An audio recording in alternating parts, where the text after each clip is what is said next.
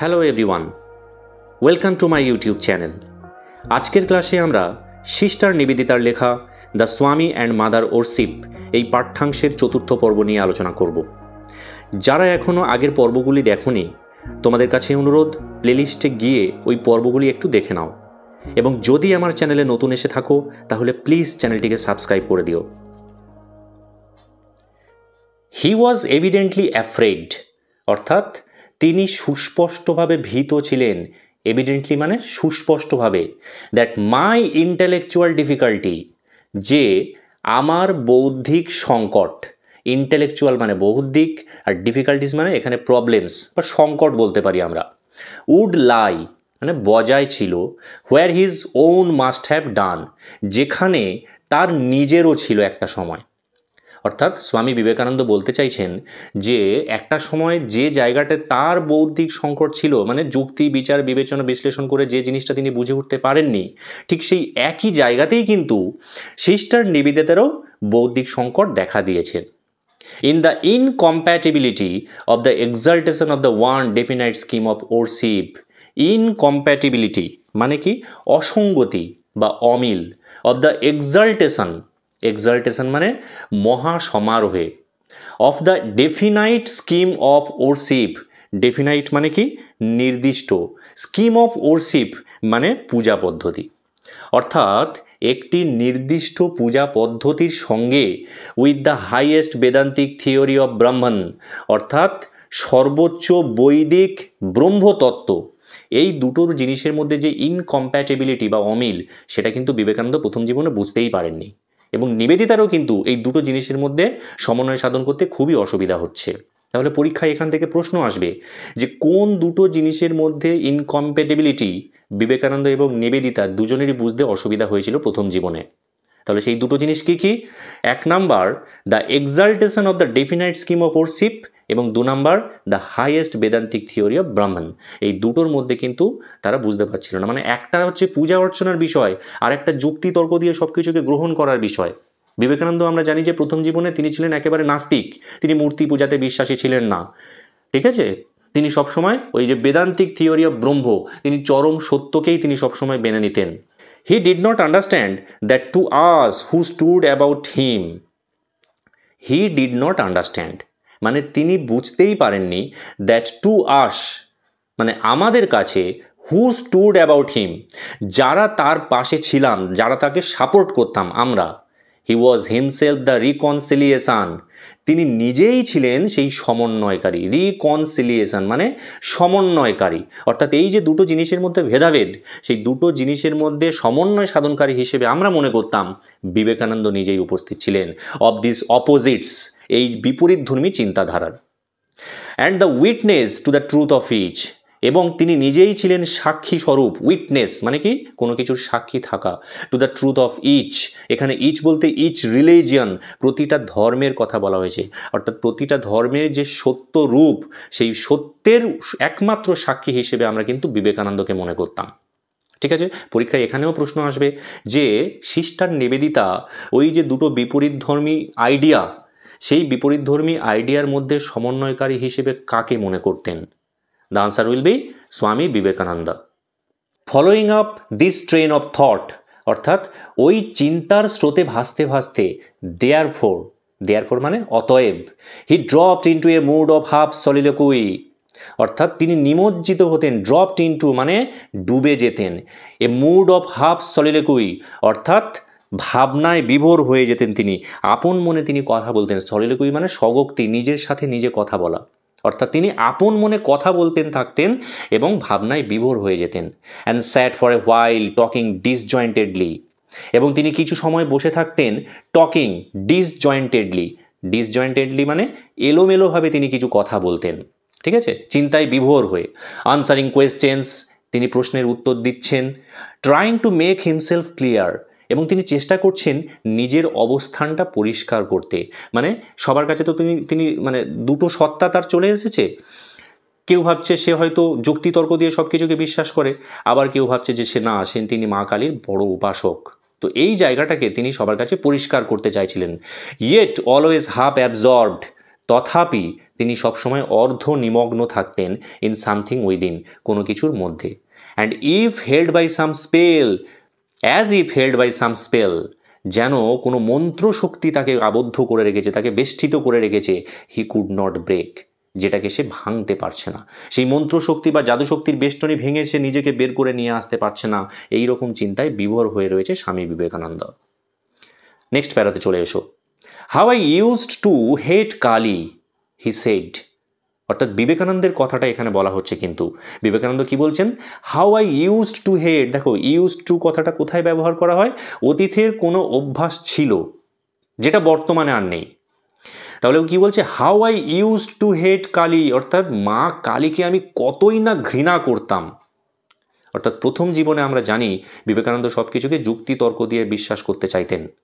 তখন তিনি এই সমস্ত ভগবান, ঠাকুর, দেবতা এগুলোকে একদম উড়িয়ে দিতেন। ঠিক আছে? তিনি কি বলতেন? যে নিজের চোখে তোমরা যেটা দেখবে সেটাকেই সবসময় বিশ্বাস করবে, নিজের চোখে না দেখলে কখনোই তোমরা বিশ্বাস করবে না।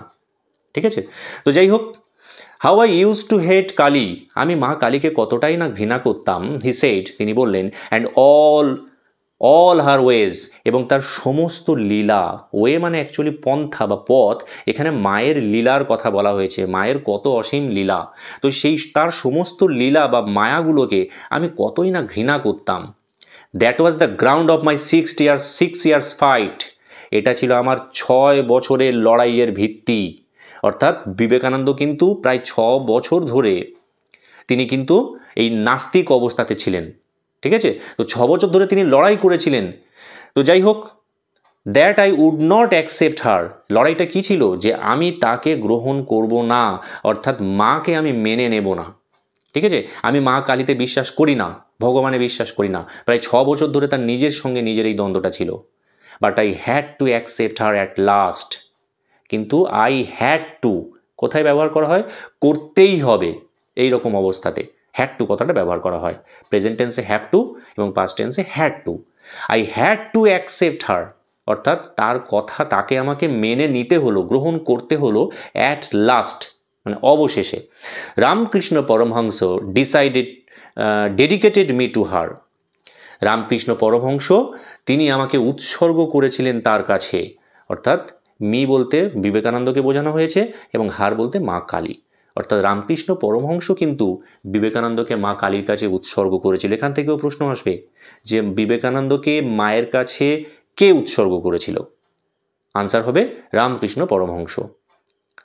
অ্যান্ড নাও আই বিলিভ, এবং এখন আমি বিশ্বাস করি, that she guides me in every little thing I do, যে তিনি আমাকে পথ দেখান। সি গাইডস মি, এখানে সি বলতে মা কালী, গাইডস মি আমাকে পথ দেখান, ইন এভরি লিটল থিং প্রতিটা ছোট ছোট জিনিসে, আই ডু যেটা আমি করি, and does with me what she will, এবং তিনি আমার সাথে সেটাই করেন যেটা তিনি চান। সি উইল, উইল মানে এখানে ইচ্ছা, মনের ইচ্ছার কথা বলা হয়েছে। তো মায়ের যা ইচ্ছা তিনি তাই আমাকে দিয়ে করিয়ে নেন। ওই যে গানটা আছে না, তোমার কর্ম তুমি করো মা, লোকে বলে করি আমি। ঠিক আছে? অর্থাৎ মা কিন্তু এখানে বিবেকানন্দকে দিয়ে তার যা ইচ্ছা তাই করিয়ে নিচ্ছে। মা করছে এবং লোকে বলছে যে বিবেকানন্দ করছে। ইয়েট আই ফট সো লং, তথাপি, ইয়েট মানে তবুও বা তথাপি, আই ফট সো লং আমি কিন্তু দীর্ঘদিন লড়াই করেছিলাম নিজের বিবেকের সাথে। ঠিক আছে? তখনও কিন্তু আমি সব কিছুকে যুক্তিতর্ক দিয়ে বিশ্বাস করতে চেষ্টা করতাম। আই লাভড হিম, আমি তাকে ভালোবাসতাম। এখানে হিম বলতে কিন্তু শ্রীরামকৃষ্ণ। অর্থাৎ বিবেকানন্দ বলছেন যে আমি শ্রীরামকৃষ্ণকে খুবই ভালোবাসতাম। ইউ সি, তোমরা দেখো, and that was what held me, এবং তিনি আমাকে কিন্তু তুলে ধরেছিলেন। I saw his marvellous purity, আমি দেখেছিলাম তার আশ্চর্য পবিত্রতা। I felt his wonderful love, আমি অনুভব করেছিলাম তার বিস্ময়কর ভালোবাসা। His greatness had not dawned on me then, তার সেই মহানুভবতা কিন্তু তখনও আমাকে জাগিয়ে তুলতে পারেনি। অ্যাকচুয়ালি ডন মানে ভোরবেলা, এখানে ডন কথাটা ভার্ব হিসেবে ইউজ করা হয়েছে। হ্যাড নট ডনড মানে আমাকে জাগিয়ে তুলতে পারেনি তখনও। অল দ্যাট কেম আফটারওয়ার্ডস, এই সব কিছু হয়েছিল তারপরে। When I had given in, যখন আমি হার মেনে নিয়েছিলাম তার কাছে, তার বশ্যতা স্বীকার করে নিয়েছিলাম। At that time I thought him a brain sick baby, সেই সময় আমি তাকে কি মনে করতাম? অর্থাৎ প্রথম দিকে আমি কিন্তু রামকৃষ্ণকে মনে করতাম এ ব্রেন সিক বেবি, পরীক্ষায় প্রশ্ন আসবে, ঠিক আছে, দাগ দিয়ে রাখো, যে তাকে একটা পাগল শিশু বলে আমি মনে করতাম। Always seeing visions and the rest, সবসময় তিনি কোনো একটা কাল্পনিক দৃশ্য হয়তো চোখের সামনে দেখতে পাচ্ছেন, অ্যান্ড দ্য রেস্ট মানে অবশিষ্ট বা বাকি আরও এইরকম আরও কিছু। আই হেটেড ইট, আমি এটাকে তীব্র ঘৃণা করতাম। And then I too had to accept her, এবং তারপরে আমাকেও, আই টু, এখানে টু কথাটার অর্থ ও, আই টু মানে আমাকেও, হ্যাড টু অ্যাকসেপ্ট হার, তাকে গ্রহণ করতে হয়েছিল, অর্থাৎ মাকে শেষে আমাকেও গ্রহণ করতে হয়েছিল। নেক্সট প্যারাতে চলে এসো। No, the thing that made me do it is a secret that will die with me.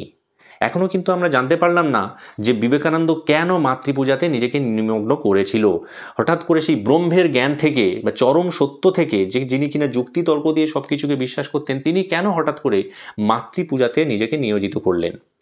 তো তিনি নিজেই তার উত্তর দিচ্ছেন যে নো, না, the thing that made me do ইট, যে জিনিসটা আমাকে এটা করতে বাধ্য করেছিল, ইট ইজ এ সিক্রেট, এটা হলো একটা গোপন কথা, that will die with me, অর্থাৎ যেটা আমি জীবন থাকতে কাউকে বলবো না, যেটা that will die with me, আমার সাথেই যেটা মারা যাবে, ঠিক আছে। I had great misfortune at the time, অর্থাৎ ঠিক ওই সময়টায়, অর্থাৎ যখন আমি মাতৃপূজাতে নিজেকে নিয়োজিত করি, সেই সময় আই হ্যাড গ্রেট মিসফরচুন, আমার খুব দুর্ভাগ্য ছিল, অ্যাট দ্যাট টাইম, সেই সময়।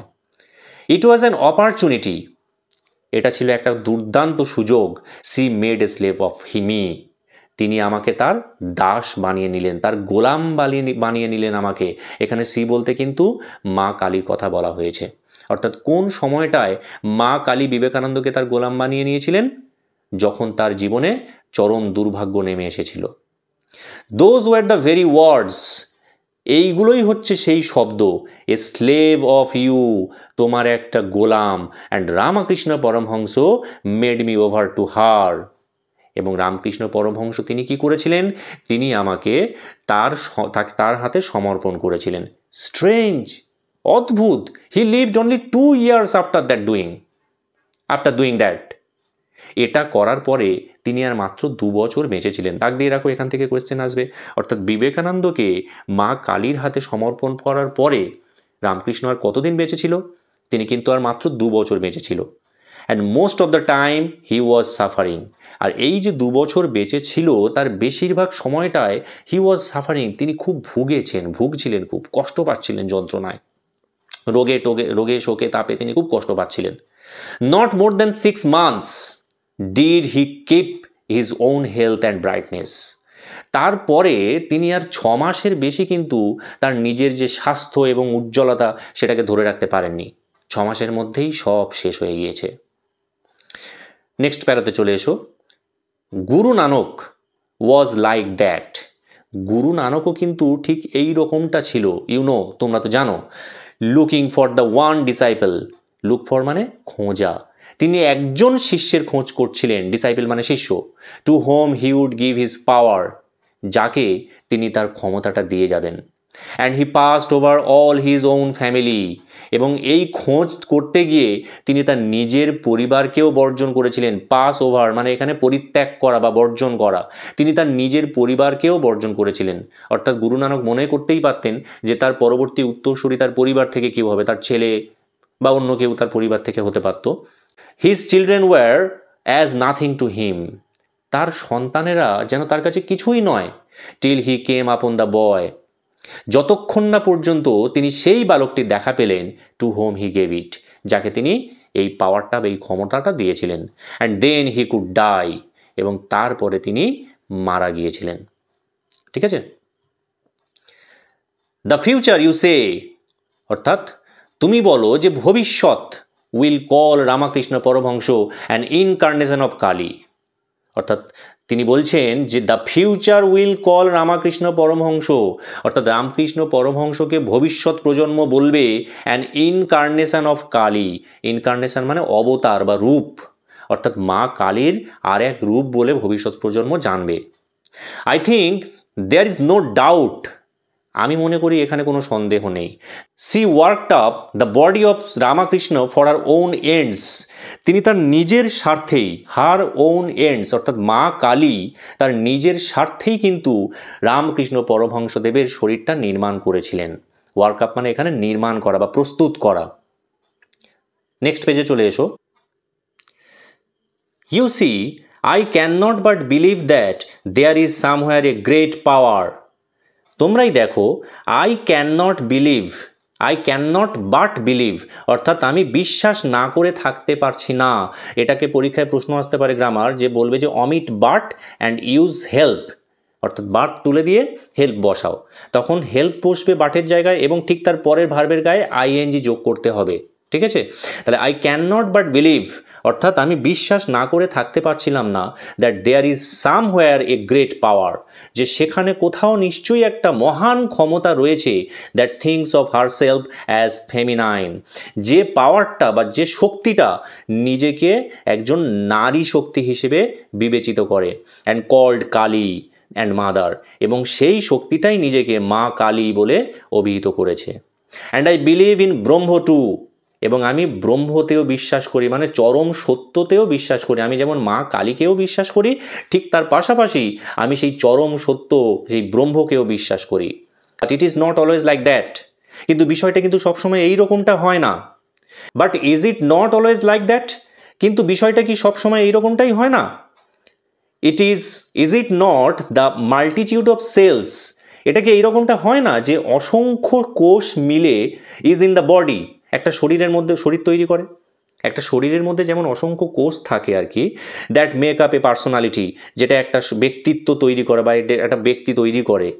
দ্য মেনি ব্রেন সেন্টার্স, যেমন অনেকগুলো মস্তিষ্ক কেন্দ্র, not the one that produce consciousness, মানে কোনো একটা কেন্দ্র নয় কিন্তু অনেকগুলো মস্তিষ্ক কেন্দ্র যেমন আমাদের প্রডিউস মানে উৎপন্ন করে কনসিয়াসনেস মানে চেতনা। ইউনিটি ইন কমপ্লেক্সিটি অর্থাৎ বৈচিত্র্যের মধ্যে ঐক্য, অ্যান্ড জাস্ট সো এবং এই রকম। And why should it be different with ব্রহ্ম, এবং এইটা কেন ব্রহ্মের থেকে আলাদা হবে, অর্থাৎ মা কালীর যে ভগবানের যে ভাবনা সেটা কেন ব্রহ্মের থেকে আলাদা হবে? ইট ইজ ব্রহ্ম, এটাই ব্রহ্ম, অর্থাৎ যাহাই মা কালী তাহাই ব্রহ্ম। ঠিক আছে, অর্থাৎ বিবেকানন্দ বলতে চাইছেন যে যেমন একটা শরীরের মধ্যে অসংখ্য কোষ মিলে শরীরটা গঠন করে, বা যেমন অসংখ্য মস্তিষ্ক কেন্দ্র নিয়ে একটা চেতনা তৈরি করে, ঠিক সেই রকমই একদিকে মায়ের ভাবনা আর একদিকে ব্রহ্মের ভাবনা, এই সব মিলেই কিন্তু আমার মস্তিষ্ক তৈরি হয়েছে। আমি যেমন মাতেও, মা কালীকেও বিশ্বাস করি, আমি ঠিক সেই রকমই ব্রহ্মতেও বিশ্বাস করি, চরম সত্যেতেও বিশ্বাস করি। ইট ইজ দ্য ওয়ান, ব্রহ্ম এবং মা কালী সবই কিন্তু একই জিনিস, তার ভিন্ন নাম। অ্যান্ড ইয়েট এবং তবুও it is the gods too, এটাই হলো ভগবান, অর্থাৎ এই ব্রহ্মই হলো কিন্তু ভগবান।